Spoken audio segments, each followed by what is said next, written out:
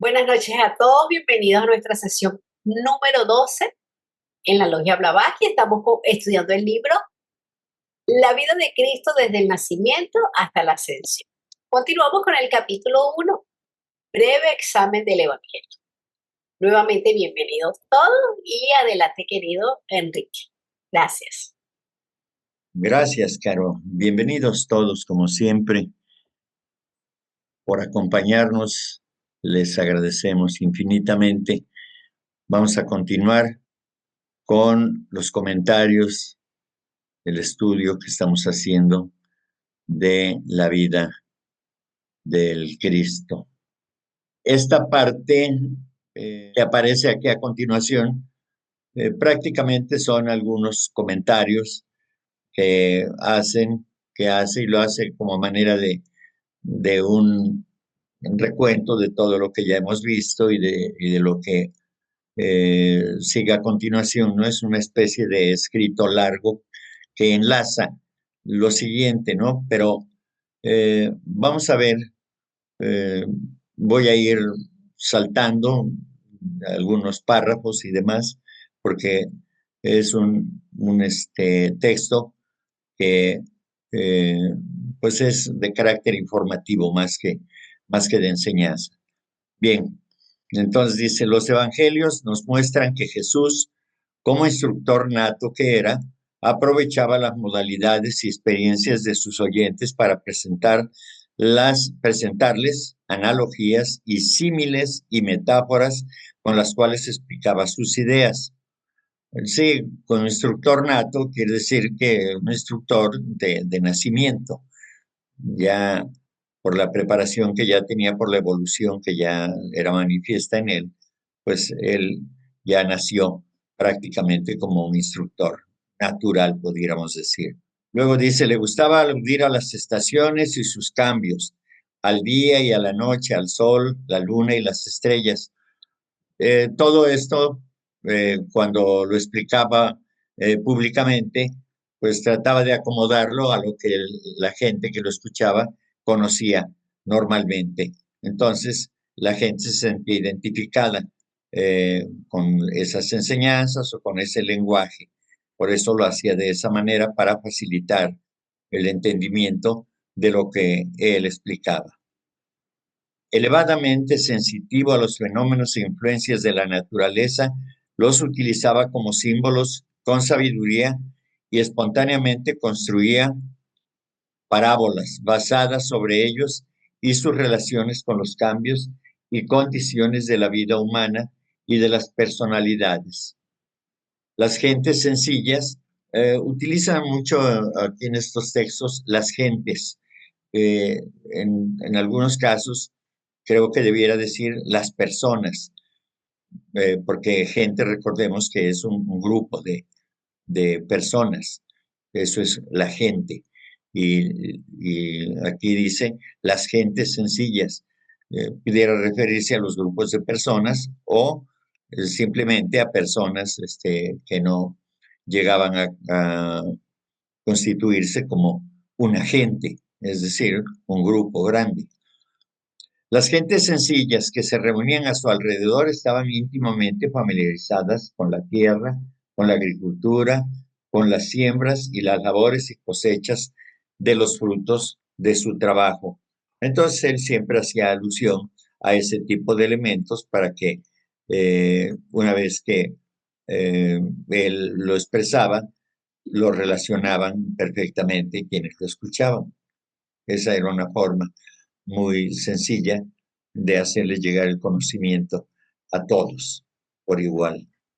Desde luego que recordemos que para los instruidos ya en el conocimiento oculto, pues era también entendible porque sabían que estaba hablando simbólicamente. En cuanto a sus enseñanzas a los discípulos, con mucha frecuencia se retiraba con ellos en privado al campo o al hogar de alguno de ellos. En esas reuniones les impartía mucha de la sabiduría divina que él conocía también y suavemente reconvenía a cualquiera de ellos que no estuviera a la altura de los altos ideales del discipulado. Sí, desde luego que ya reunidos, digamos, íntimamente sus discípulos con él, pues sí tenía que reconvenir a alguno de los discípulos que no estuviera cumpliendo con todas las reglas que están establecidas para la consecución de los objetivos que se tienen en este sentido de ser un discípulo de un maestro. En este caso, los discípulos tienen que cumplir al pie de la letra, es decir, totalmente. No se pueden permitir errores. Por supuesto que se toleran, vamos a decir, o se dispensan todavía, porque no son en algunos casos los discípulos más elevados. Todavía se les dispensan algunos errores que puedan cometer, pero sin embargo, eh, tiene que llamarles la atención, por supuesto, para que hagan las cosas correctamente, de acuerdo a las reglas que están establecidas para los discípulos. Pero al mismo tiempo les alentaba y los elevaba con su presencia y con sus palabras. Esa es la función del maestro, no regañar, no llamar la atención para humillar, sino para elevar la conciencia del discípulo, con amor, desde luego. El Sermón de la Montaña, tal como aparece en los Evangelios, registra algunas de las enseñanzas que él les dio, especialmente las así llamadas bienaventuranzas. Desde luego que estas eran enseñanzas que solamente se les daba a los discípulos, que contenían conocimientos que los demás no podían tener acceso porque en lugar de hacerles bien, les podrían hacer un mal. Y además no eran entendibles para ellos, requerían de del conocimiento de lo que él estaba hablando y de esa manera él se evitaba tener que estar explicando eh, detalladamente y perder el tiempo, perder energía y oportunidades y demás. Entonces, por eso los discípulos entendían perfectamente lo que él estaba hablando, aunque fuera en sentido figurado, pero ya lo entendían. Entonces allí no hay pérdida de energía ni pérdida de tiempo. Porque recordemos que para los maestros el tiempo es muy valioso, la energía es muy valiosa, pero seguramente les indicó muchas cosas más relativas a las prácticas deseables y a las restricciones a que un discípulo debe someterse. A los que persistieron y permanecieron fieles, seguramente les impartió algo de sus propios poderes internos y los vinculó más íntimamente con él, es decir, vinculó más íntimamente a los discípulos que estaban más avanzados, por supuesto.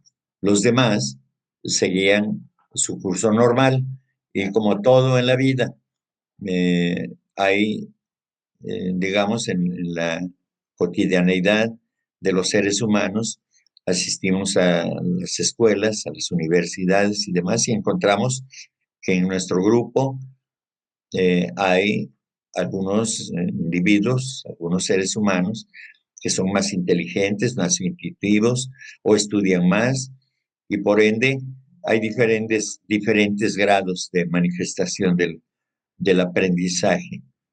No todos aprenden a la misma velocidad y es lo que pasa también en esta materia del ocultismo, por supuesto.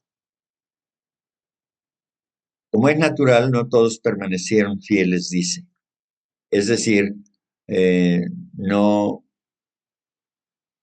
de vez en cuando algunos de ellos seguramente flaqueaban en lo que estaban haciendo y pues porque no era un trabajo únicamente físico, sino también mental, que tenía relación con la cosa espiritual, por supuesto, la enseñanza espiritual o el desarrollo espiritual. Y entonces, en el discipulado, la atención es fundamental y la disciplina, por supuesto, el orden. Todo eso es parte de la preparación para un discípulo. De ese modo comenzó a establecerse simple y naturalmente lo que más adelante se conoció como los misterios de Jesús. Estas prácticas se cumplieron y se desarrollaron a lo largo de los años de su ministerio y se continuaron hasta después de que su cuerpo murió. En estas cosas Jesús actuaba como le parecía bajo la inspiración de la gran fraternidad de instructores adeptos. Recordemos que Jesús también era un discípulo, porque hay de maestros a maestros y de discípulos a discípulos. Siempre, incluso el Buda tiene un maestro, él es un discípulo en el nivel que está de otro ser más elevado o de otros seres más elevados.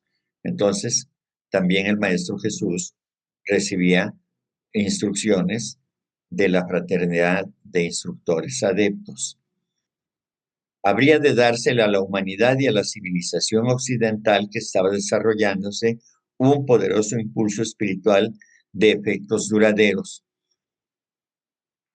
Recordemos que se ha dicho en diferentes pláticas que se dan en los espacios filosóficos que cuando la humanidad está decayendo, están decayendo sus valores, entonces es cuando aparecen estos grandes seres para recomponer, para volver a equilibrar, para enderezar el camino, enderezar los pasos de la humanidad. Y eso es lo que ocurre de tanto en tanto, cada vez que se requiere. Los maestros están atentos, los maestros que rigen la vida del planeta y que es su responsabilidad, están atentos a toda esta actividad de la humanidad. Entonces dice que habría de dársela a la humanidad y a la civilización occidental, que esto es muy importante, la civilización occidental que estaba desarrollándose, un poderoso impulso espiritual de efectos duraderos. Y en eso estamos hoy en día, tratando de comprender estas enseñanzas que nos dejó el Maestro Jesús, porque son enseñanzas para los occidentales. Bien, Juan Carlos, creo que había levantado la mano. Y una pregunta, ¿esos misterios de Jesús eran los mismos que enseñaba a sus discípulos que él hacía como curar enfermos, resucitar muertos? ¿Todos esos poderes son los que él enseñaba a sus discípulos?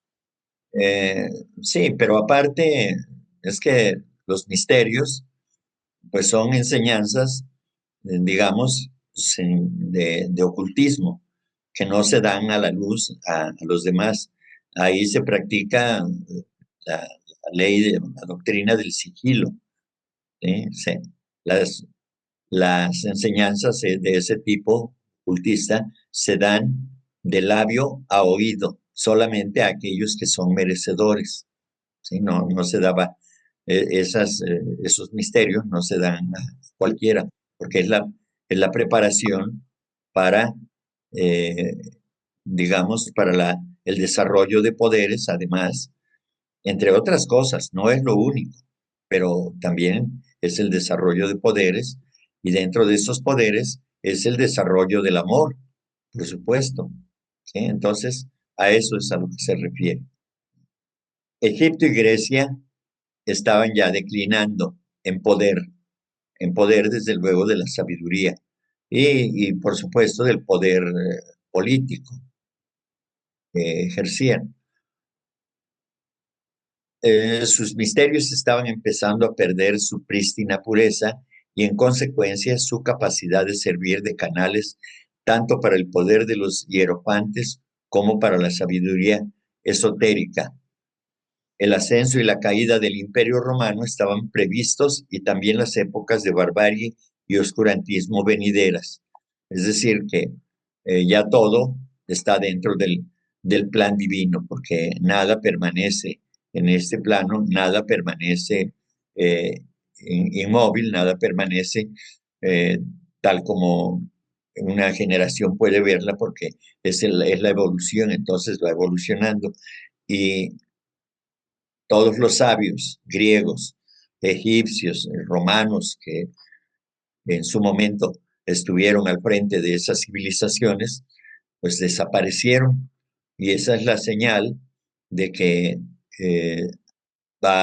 habrá un cambio, por supuesto, y que ya dejaron esa enseñanza, ya dejaron esos valores para la humanidad y ahora corresponderá a otros continuar, desde luego, no de la misma estatura espiritual, pero las enseñanzas que dejaron deben servir a los demás para continuar investigando y trabajar para lograr los objetivos, por supuesto.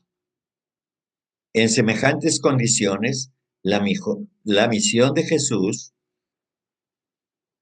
asumió una importancia mucho más grande que la que le concede la religión exotérica, pues incluyó la transmisión de las enseñanzas de los misterios y el poder de iniciación y los ritos ceremoniales que se esperaba que permanecerían en el corazón de las naciones y civilizaciones que lentamente estaban creciendo y madurando en Oriente Medio y en Europa. Esta misión de Jesús fue prematuramente interrumpida de un modo trágico, con lo cual el mundo ha sufrido una pérdida irreparable. Bien, estos misterios fueron dados, como repito, solamente a aquellos que ya estaban de alguna manera relacionados con esos propios misterios, aunque sea de manera incipiente, pero ya cuando Él los dio de manera, digámoslo, abierta, pero solamente a un grupo muy reducido, para que ellos a su vez pudieran otorgarlos a otros que estuvieran preparados, por supuesto, no necesariamente que fueran discípulos, pero sí que se hiciera llegar ese conocimiento a personas cultas que tenían un nivel intelectual que les permitiera comprender esas enseñanzas. Desde luego, cubiertas por un velo, más abajo, entre menos instruidos en los misterios se esté, habrá un mayor velo que estará precisamente ocultando el verdadero sentido de esos misterios, de esos conocimientos profundos, elevados, que pertenecen propiamente al ocultismo. Y eso es lo que esa energía o esas energías continúan derramándose a través de todo el planeta, por supuesto. El problema es de que eh, pues, pues siguen existiendo pues mucha ignorancia y el papel de las religiones pues no ha sido muy afortunada su participación porque pues lejos de clarificar todas estas cosas, pues siguen ocultándolas. Cuando uno acude a algún templo, dicen esto es un misterio y ahí se queda la cosa. Ya no puede uno decir nada, no, desde luego, no dicen usted no puede investigar, simplemente dicen esto es un misterio y ya la gente que no tiene deseos de saber más, pues solamente cumplió con estar presente, de escuchar, pero no ponen a trabajar su mente para, para utilizar el raciocinio y decir, bueno, ese misterio debe de tener un fondo, ¿no? Entonces, ¿no? Hay que buscar más, ¿no? Precisamente, y es lo que en teosofía estamos haciendo, buscar más allá en estas alegorías, a ver qué es lo que encontramos. Y por eso es que estamos estudiando precisamente este libro, porque está lleno de alegorías y de metáforas y todas estas cosas. En fin. Oye, Enrique, ¿y qué pasaría si se leyera los evangelios de la manera que los estamos leyendo nosotros, bueno, de que nos da a conocer, pues, este autor que nos estás dando a conocer? ¿Qué pasaría si se diera directamente a los feligreses no solamente de la Iglesia Católica, de las iglesias cristianas en general? ¿No sería muy buena idea, acaso? Porque a nadie le haría daño algo así, porque es un conocimiento un poquito más profundo. Y me refiero que, como se acaba de leer, pues Jesús les hablaba de una manera diferente a la gente en general que a sus discípulos. Pero esta manera de interpretar los evangelios no les haría ningún daño o sea, a los cristianos en general, y podrían entender un poquito mejor o no. Gracias. Gracias, Salomón. Bueno, hay varios asuntos que ver en todo esto, ¿no? En primer lugar, no hay la disposición de los jerarcas de la iglesia o de las religiones. En segundo lugar, eh, las personas o la gente que acude a los templos y está conforme con eso, con esa manera de vivir su religión, están a gusto, ¿verdad? Porque ellos creen y digo, saben, entre comillas, que si ellos le piden a Dios, Dios les concede. Y si no les concede, entonces viene la, la aceptación, vamos a decir, sin más. O sea, pues no fue posible, pues Dios no me escuchó, pues no hay problema. Y ese tipo de cosas, ¿no? Y luego, por otra parte, eh, hay resistencia, porque hay que imaginar que toda esa fuerza, toda esa energía que ha permanecido en esa forma de entender la religión, pues no es fácil removerla. Es muy difícil. Por supuesto que contando con la fuerza que imprimen los sacerdotes sobre las mentes de las personas que los escuchan, pues probablemente pudieran cambiar las cosas, pero lo fundamental es de que la iglesia hoy en día pues no está dispuesto a hacer eso. Poco a poco, que yo recuerde, desde Juan Pablo II y ahora en el Papa Francisco, en su pontificado, pues sí dijo algunas cosas importantes, ¿no? Incluso estaba leyendo algo relacionado con ello, ¿no? Donde él incluye el respeto al pensamiento, a las ideas de los demás, tal como lo decimos aquí, cuando alguien desea participar en las sesiones, preguntan, ¿y qué se pide aquí? Únicamente respeto y consideración, así también él lo dice, respeto y consideración por el pensamiento de los demás. Y eso es importante. Cuando una persona de la jerarquía de los papas o de los obispos, arzobispos y demás lo dicen de esa manera, pues entonces la gente lo acata. Pero el caso es de que no todos, no todas las personas, la gran masa de la población o de los feligreses no se fijan en esas cosas, la verdad. No tienen los obreros, por ejemplo, los campesinos, pues ellos son felices con su trabajo, eh, que sea duro, que sea difícil y demás, pero escucha el llamado de las campanas de la iglesia y pues sienten una paz, una tranquilidad y demás, ¿no? Y entonces se va y se agradece por lo recibido, por las bendiciones recibidas y demás. Y entonces, pues así es. Entonces, sí, es un tanto cuanto difícil. Hay que cambiar completamente todo el esquema, pero también no es sencillo. Hoy en día podemos decir que en caso de que haya ocurrido la crucifixión, así como la pintan en una cruz, lo cual no es verdad de esa manera, entonces eh, estaríamos diciendo pues que seguimos crucificando al Cristo todavía. ¿Por qué? Pues porque no hemos entendido el mensaje de amor que Él transmitió. Entonces, eh, falta mucho. Es un proceso en el que está inmerso la humanidad, precisamente. Es un proceso. Cada, cada quien se ubica en la religión que cree que le conviene, que cree que ahí está a gusto, y eso, es más bien eso, son sentimientos de las personas que se inscriben en esta corriente o en esta otra. Aún, por ejemplo, en estos casos de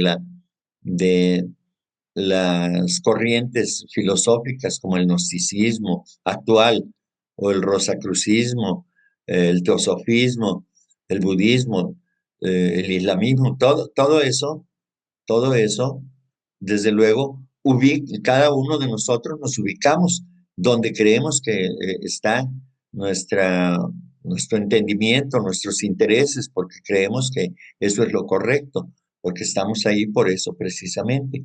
Entonces, eso obedece justamente al nivel de evolución de cada quien. Con esto no quiero decir que nosotros los teósofos o los budistas o los practicantes del gnosticismo sean más elevados espiritualmente que otros. No, simplemente nos llama la atención este tipo de enseñanza y bueno, pues estamos ahí, descubrimos o continuamos con lo que ya conocíamos y así seguimos. El estudiar teosofía o budismo no nos hace más grandes que los demás, seguimos siendo iguales, seguimos siendo parte de esa humanidad sufriente que está luchando en todos los terrenos, en el terreno mental, en el terreno físico, emocional y por supuesto en el espiritual. Ahora, cuando dice, esta misión de Jesús fue prematuramente interrumpida de un modo trágico, entonces, de acuerdo a lo que podemos leer en Isis sin velo, en la doctrina secreta y todo esto, Blavatsky explica que en aquellos tiempos, pues no se habla de una crucifixión, o sea, de poner a un hombre en la cruz y clavarlo ahí y demás, ¿no? En aquella época, en esa región del mundo, el castigo era apedrearlos, apedrear a los seres indeseables, bandidos o gente indeseable de todo tipo, pues los apedreaban y era la forma en que morían, ¿sí? Se dice en algunas partes de algunos escritos que Jesús murió producto de una pedrea, es decir, que a pedradas. Pero eso tampoco es pues muy aceptable, digamos, o no es aceptable. Todo esto de la crucifixión se refiere a aspectos cosmogónicos, astronómicos y todo esto, ¿no? Son figuras que se utilizan para poder dar un conocimiento y bueno, pues a través de la doctrina secreta nos enteramos que hay otras formas de interpretar eso que está inscrito o que se quedó grabado allí en la Biblia, por ejemplo, y en otros libros llamados sagrados, ¿no? Entonces, todo tiene partes escondidas que hay que interpretar, que hay que buscarle para poder interpretarlos. ¿Sí? Eso es lo que creo. Finalmente, el Maestro Jesús y el Señor Cristo cumplieron cabalmente con su misión, ¿sí? Porque eh, estando supuestamente en la cruz, eh, Jesús dijo, no recuerdo si fueron las últimas palabras, consumatum es decir, todo se ha consumado, es decir, todo se ha cumplido tal como fue programado para esta misión. Entonces, por eso a mí me parece extraña esta forma de interpretarlo del señor Hodgson. Entonces, hay mucho que ver sobre eso. En la doctrina secreta está ampliamente explicado todo este proceso, el significado de la cruz, la crucifixión y demás, que tiene que ver con aspectos de tipo astronómico fundamentalmente y de la vida de la humanidad en general. Después de la muerte de su líder, era natural que los apóstoles y todos los que habían aceptado los mensajes de Cristo se conglomeraran en la pequeña comunidad que luego habría de convertirse en la iglesia cristiana.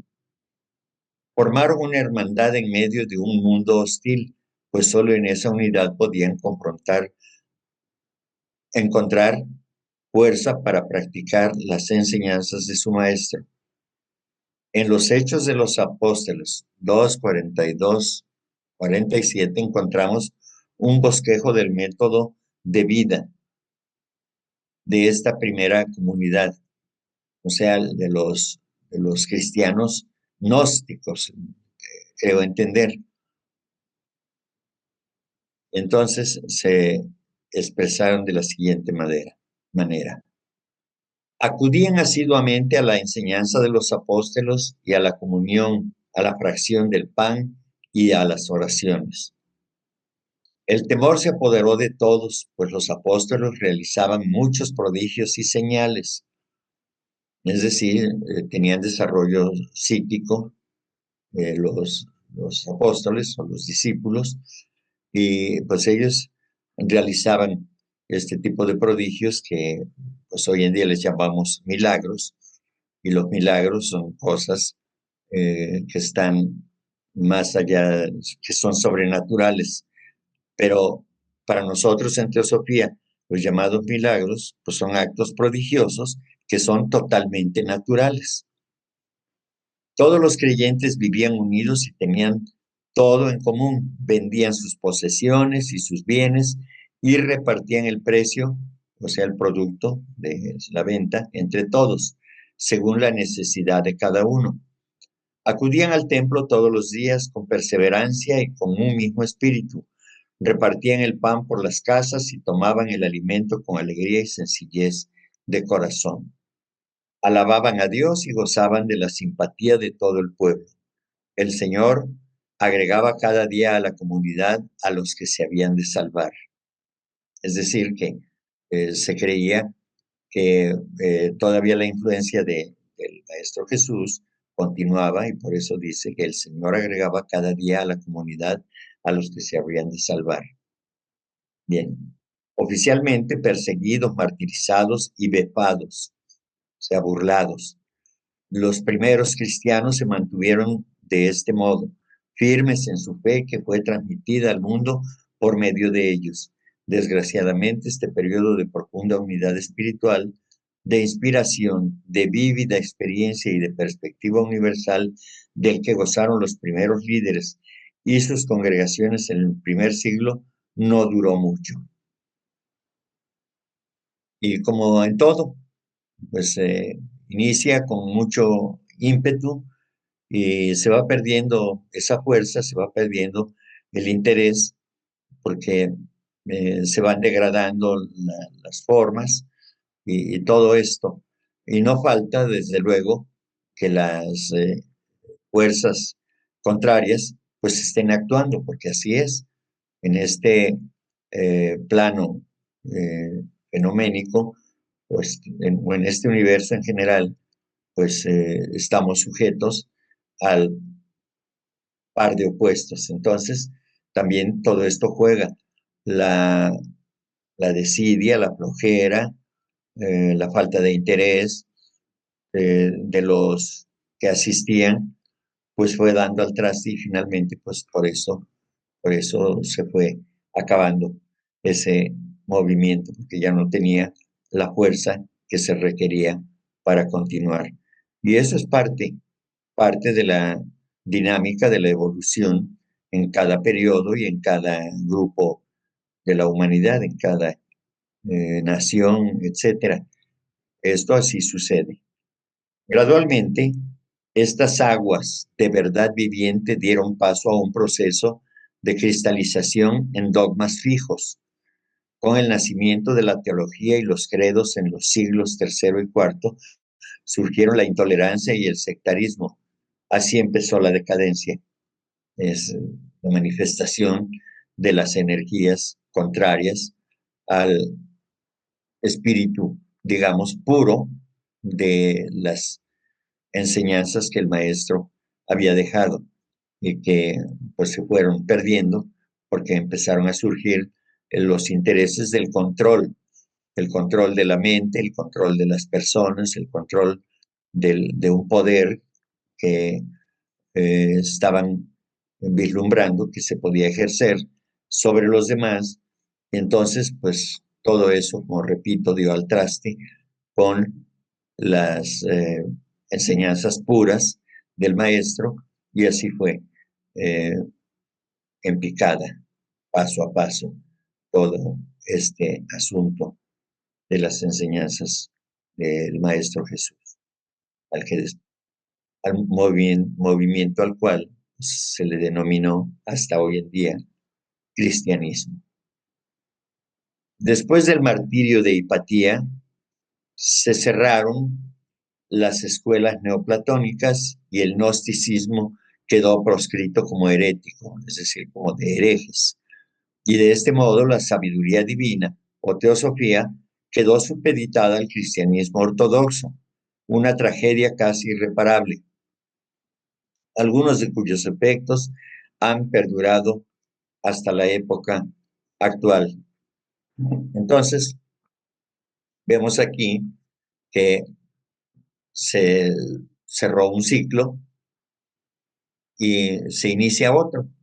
Entonces, en este ciclo empieza ya más profundamente la decadencia, porque pues los movimientos de las escuelas neoplatónicas y del cristianismo gnóstico, pues se fue apagando, y bueno, pues hasta que llegaron a ser perseguidos, ¿no?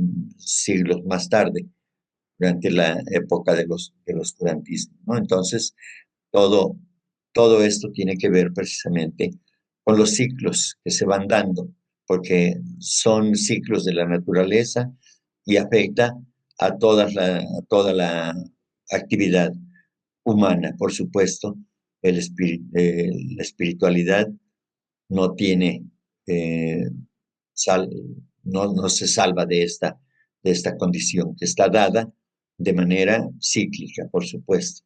Y es la lucha en la que nosotros estamos actualmente tratando de despertar las conciencias con estos nuevos conocimientos. Digo nuevos porque son tan antiguos como la humanidad, pero nuevos para esta sociedad occidental.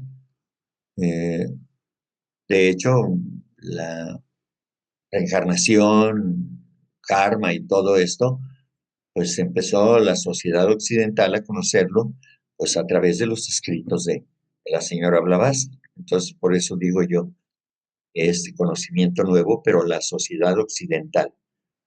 Adelante, Salomón. Nada más, Enrique, si me puedes explicar un poco, de alguna manera sencilla, ¿qué es el cristianismo ortodoxo? Gracias. Pues aquel que conservó la parte fundamental de la enseñanza de Jesús. Eso es lo que yo entiendo. ¿Sí? No, trataron de mantener la pureza de las enseñanzas y de esa manera continuaron, pero aún ellos mismos pues vieron. Por otro lado, recordemos que hoy en día pues hay la iglesia griega, que es la iglesia ortodoxa, precisamente, ¿sí? Que tratan de expresar esas enseñanzas de una manera diferente. Sus rituales son un tanto cuanto diferentes. No conozco exactamente las formas, pero sí entiendo que son formas diferentes, por supuesto. Y hay algunas cosas que son, eh, pues, sí, diferentes de lo que se practica en la iglesia católica romana, ¿no? Eso es lo que yo entiendo, ¿sabes? ¿Serían más originales, más...? Exacto, sí.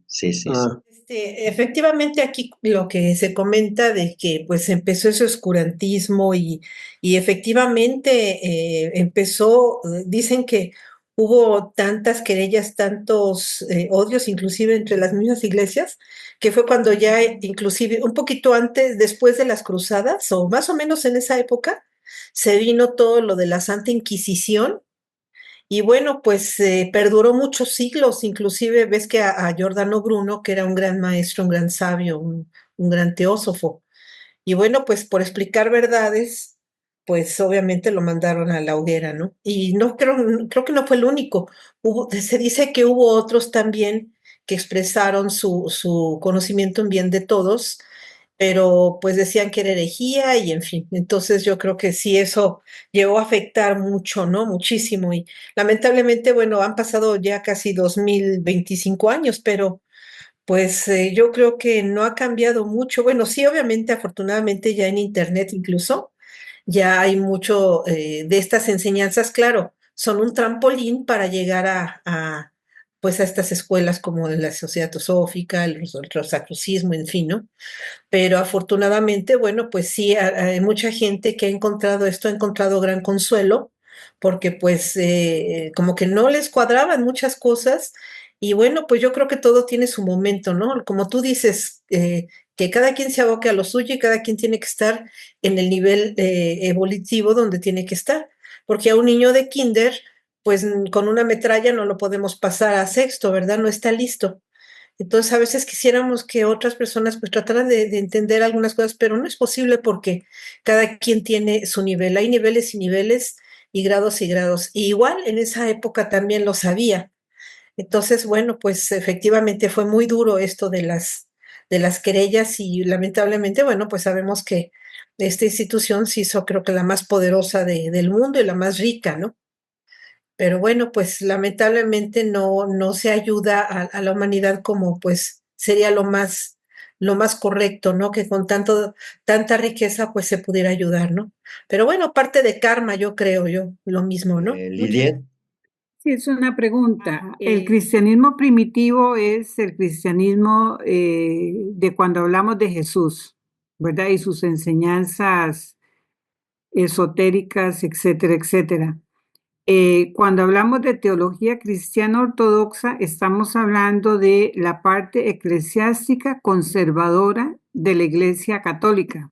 bueno, pues yo sigo en el entendido de que lo ortodoxo es aquello como dijo Salomón, es lo, lo original, vaya, ¿sí?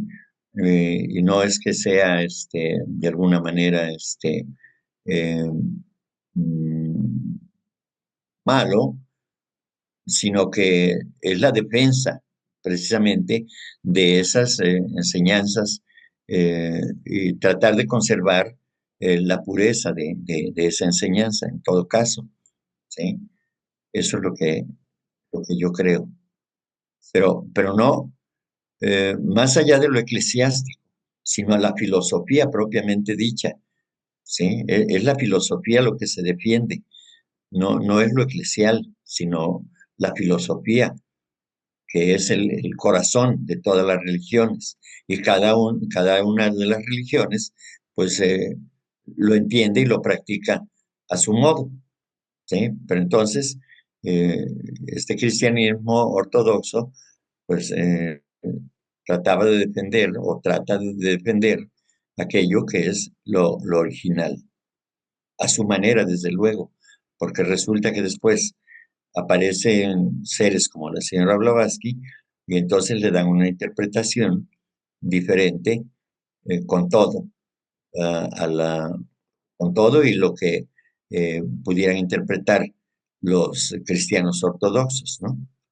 Porque, como hemos dicho, hay claves que solamente conocen aquellos que son plenamente entendidos en este tipo de conocimientos y enseñanzas que son propiamente de los maestros de sabiduría en todo caso, como lo fue Jesús o como lo es Jesús. Eso es lo que creo, Lili. No sé si le puede ayudar a Lidiet, mi hermana, lo que comentaba. Yo creo que ella se refería bueno, a los cristianos primitivos. Eso fueron mucho antes del cristianismo ortodoxo. Y el cristianismo primitivo, pues, era muchísimo más fiel a las enseñanzas del Maestro Jesús.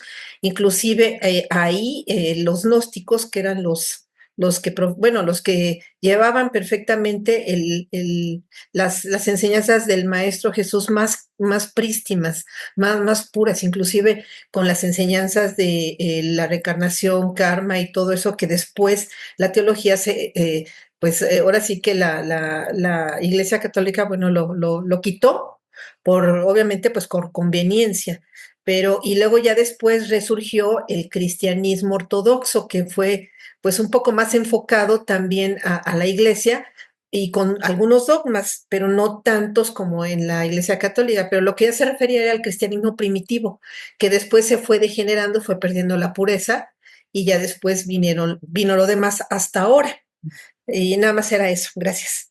Gracias, muy amable. Aquí damos por terminada la sesión de esta fecha, agradeciéndoles como siempre su presencia, su colaboración, sus comentarios, preguntas y demás. Así que muchas gracias. Nos vemos la próxima semana.